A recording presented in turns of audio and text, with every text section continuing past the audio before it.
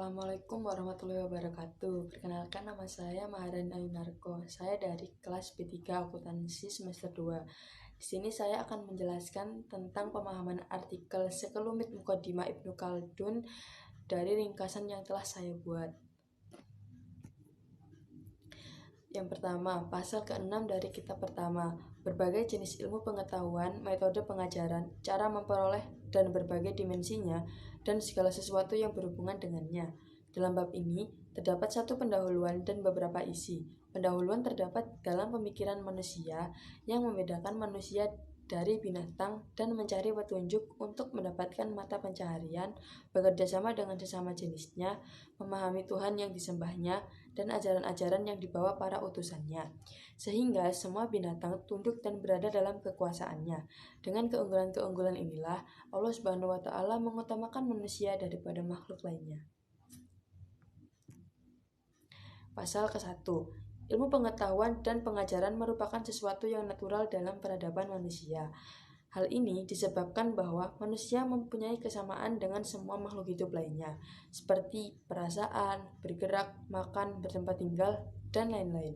Namun, manusia berbeda dengan makhluk lainnya, karena manusia memiliki kemampuan berpikir yang memberikan petunjuk kepadanya. Tentunya menerima dan menjalankan ajaran yang dibawa Nabi dari Allah Subhanahu wa Ta'ala, serta mengikuti jalan kebaikan yang membawanya menuju alam akhirat. Manusia selalu berpikir mengenai pemikiran dan insting yang dianugerahkan Allah Subhanahu wa Ta'ala, dan pemikiran selalu berkeinginan memperoleh wawasan yang tidak diketahuinya. Akibatnya, manusia harus selalu belajar dari pendahulunya untuk menambah wawasan dan pengetahuan, atau belajar dari orang yang pernah mendapatkan pengajaran dari Nabi dan Rasul yang menyampaikan ajaran tersebut kepada orang yang ditemuinya. Lalu, dari pengajaran tersebut dapat digunakan untuk berusaha memahami dan memperoleh suatu pemikiran. Kemudian, manusia akan melakukannya terus-menerus hingga penggabungan hal-hal yang bukan inti dan pada hakikatnya menjadi insting. Jiwa-jiwa generasi muda akan memperhatikan dan berusaha untuk mendapatkannya dengan serius, sehingga mereka akan menghadap pada ahli makrifat dan berguru padanya. Dengan begitu, bahwa ilmu pengetahuan dan pengajarannya merupakan sesuatu yang natural bagi manusia. Wallahu a'lam bishawab. Pasal ke-37.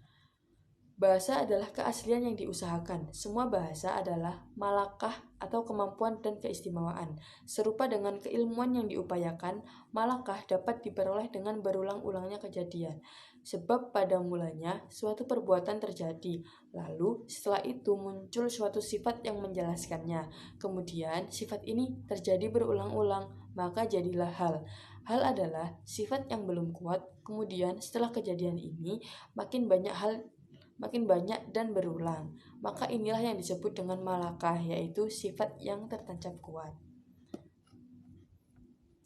Demikianlah suatu bahasa berjalan dari generasi ke generasi dan dipelajari oleh ajaran orang ajam atau non-Arab dan anak-anak.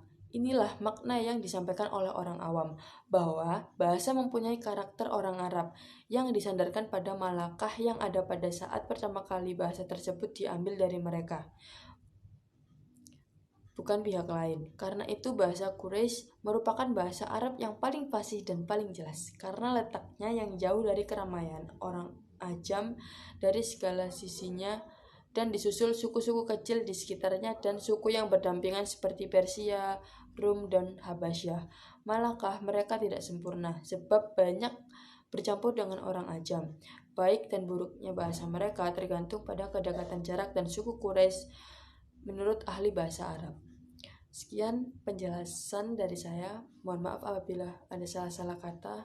Assalamualaikum warahmatullahi wabarakatuh.